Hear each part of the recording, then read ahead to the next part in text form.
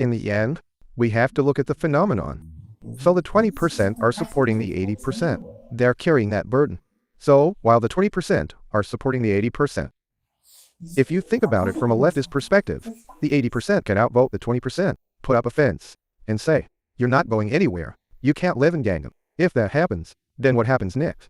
History has already given us several answers. So if I talk about this from the perspective of camp logic in a political culture, that has become religionized. Since I try not to get too involved in that, my argument is that we shouldn't play at that level. I met my junior, Chalsu, and what I heard from him was something that happened back when I was in college, during an ideological debate. I kept saying that we shouldn't look at the world from that level. That's why I kept saying let's not look at it from that level. It's a disastrous level. That is not a good level at all.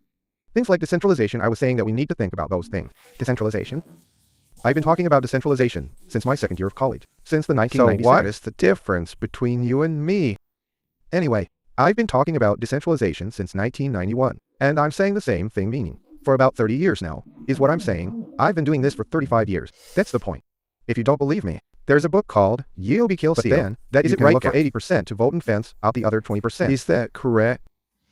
No, it's not. That's just not right.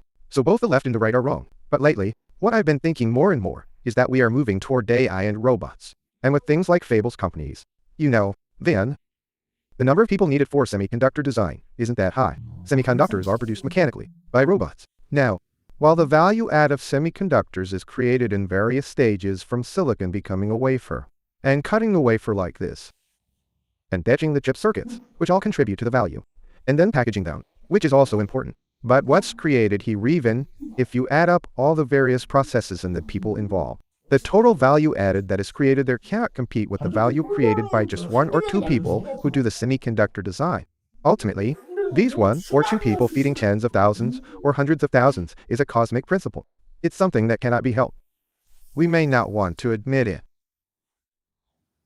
But since this is the reality we are given, the right-wing narrative is also wrong.